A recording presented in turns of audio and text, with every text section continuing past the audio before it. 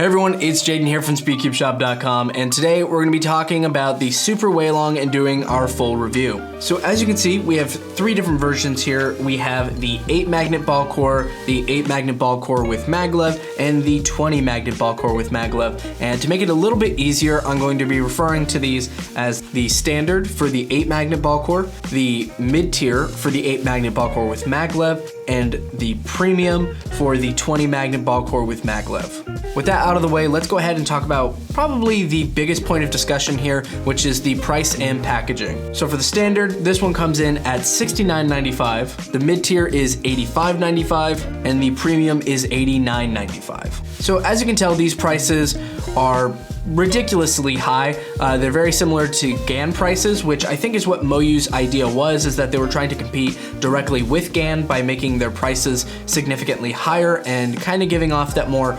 premium feel. However, there is a rumor going around that there may be a light version, which will get rid of the fluff and filler and just have the cube, the accessories box, and a smaller, significantly smaller box that comes with it for the packaging. Now that we've talked about the price and I've touched a little bit on the packaging, let's go ahead and open them up so we can get the full extent of the packaging, and then we can actually talk about the cubes themselves.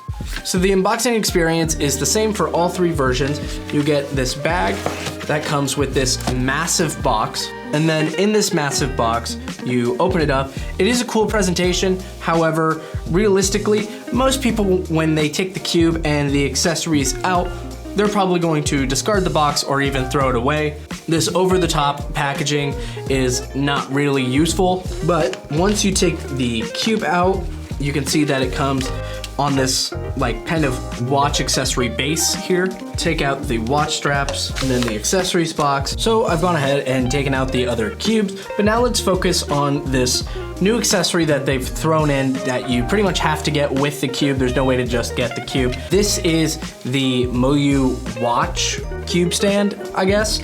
So you have the base that holds the cube, and you pretty much just insert the watch straps into the side here. And now you can put it on like this, and you can always have your cube ready to go with you. You just hit this little button that's on the side here. You press that, opens up the arm so you can take the cube out, and now you can go ahead and start turning the cube, do whatever. And to put it back, just place it on the base, squeeze the arms together, and you're good to go. Yeah, definitely not the most comfortable thing to wear either, because you have this really large flat base here. It's interesting, I guess. Now let's go ahead and see what's in the accessories box here. So inside we have a couple of cards here. We have our cube solve guide that's come with pretty much every cube nowadays. We have this new MoYu tool. Comes with a screwdriver on one end, the dual adjustment cup adjuster thing. We have, I'm guessing, this flat head for the magnet adjustment. And then I remember looking through the little adjustment manual here. This side apparently is going to be used for features coming soon. But now with all of that out of the way, we can talk about the cubes themselves. Let's first go over all of their similarities, because there are a lot of them. So all of these cubes are magnetic, have an 8-setting dual adjustment system, a ball core, opposing edge magnets, adjustable corner magnets, an updated piece design with capped pieces, and a dragon scale design.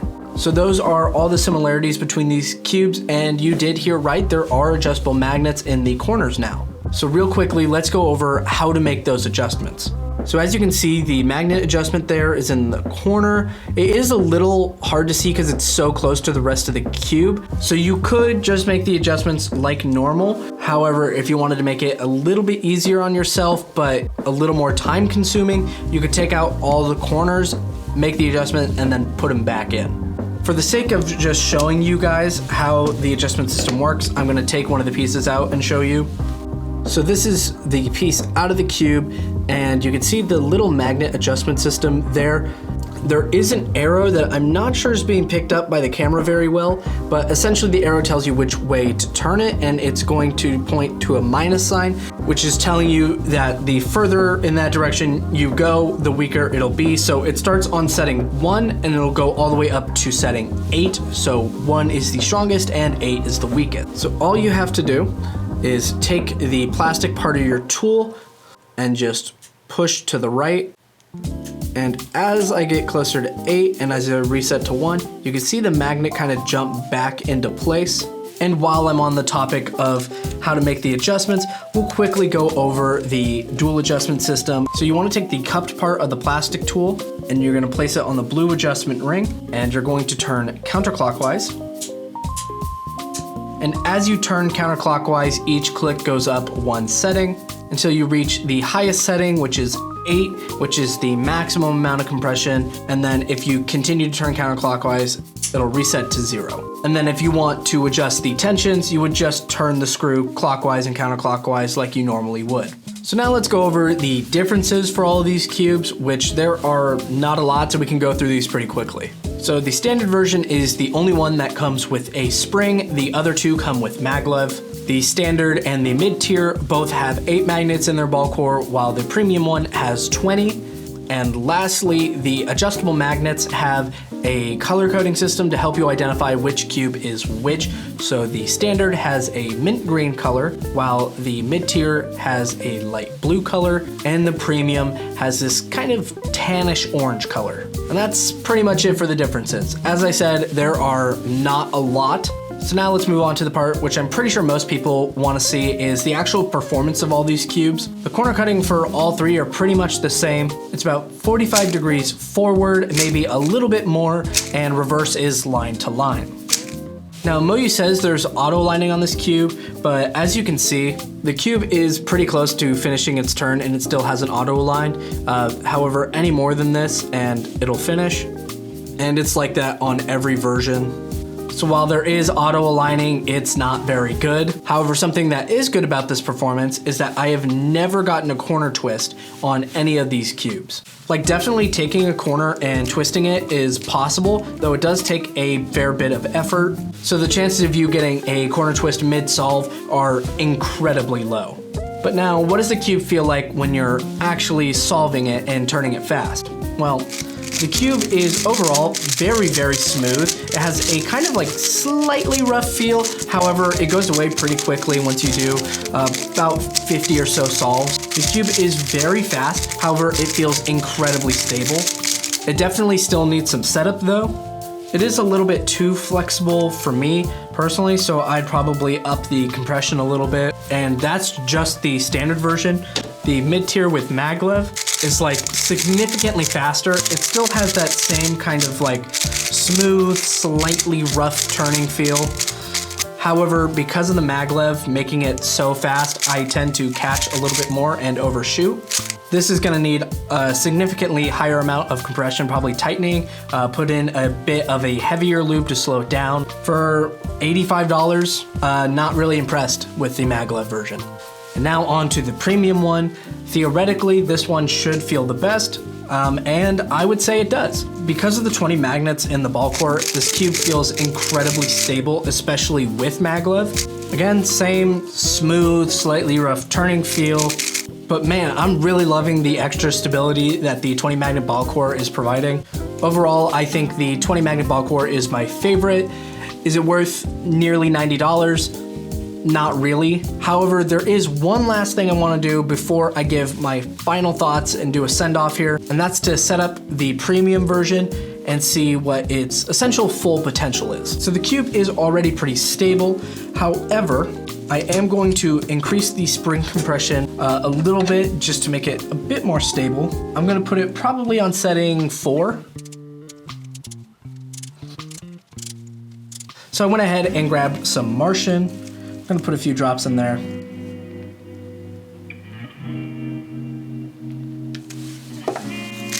we're gonna go ahead and break that in. Yeah, it feels significantly better now. All right, so I went ahead and grabbed a timer here so we can do a quick solve. It's probably gonna go pretty badly. I'm not warmed up at all.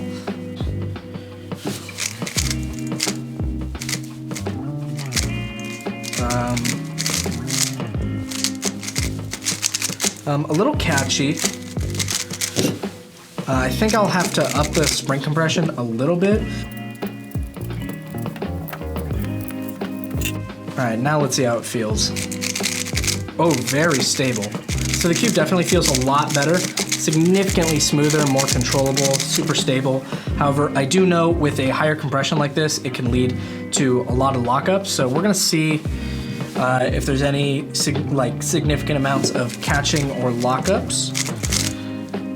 Feels pretty good right now, just really bad look ahead.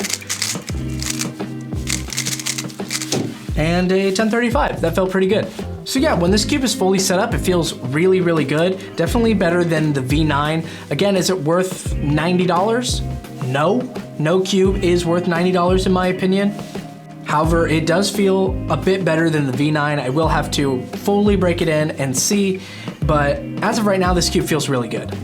Overall, my final thoughts are you get a pretty solid cube. The price is a little bit high, but ignoring that for right now, you get a cube with some pretty solid customization options, a cube that feels really good out of the box and when fully set up. And honestly, it didn't take me that long to set this cube up. I spent maybe 5 minutes on it and it was pretty much right where I wanted it to be. These cubes don't require a lot of lube, so I do think it might be a little easy to overdo it. Just be really conservative with how much lube you're putting into your cube. Definitely start in smaller amounts and then work your way up until you get that feel that you're looking for.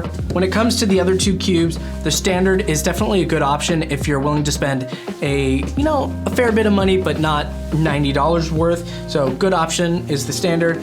The mid-tier here, not really worth it. I would say don't even bother trying to get this one. However, if you like the feel of very, very, very fast cubes with not as much stability, I guess this might be a good option for you. Like, don't get me wrong, these are all good cubes, they have good performance, but I do like the standard and the premium one more. So that's pretty much it. You get 3 cubes, you get this over-the-top packaging, you get the watch accessory, and you pay a really high price tag for it that's not necessarily worth it in my opinion. But if you do get these cubes, you will probably enjoy them a lot. They're really good, they're really high performance, got a lot of customization. Anyways, that's it for this video. I hope you guys enjoyed. There will be a link to where you can get these cubes down in the description below. If you guys enjoyed, please be sure to subscribe and leave a like and comment down below. What are your thoughts on MoYu's pricing and what they're doing with these cubes with the fluff and filler? Do you enjoy the watch strap? Would you rather have the robot cube display? And also let us know if you would like to see a light version of this cube without all the fluff and filler. Anyways, that's all for now. I'll see you guys in the next one. Take care.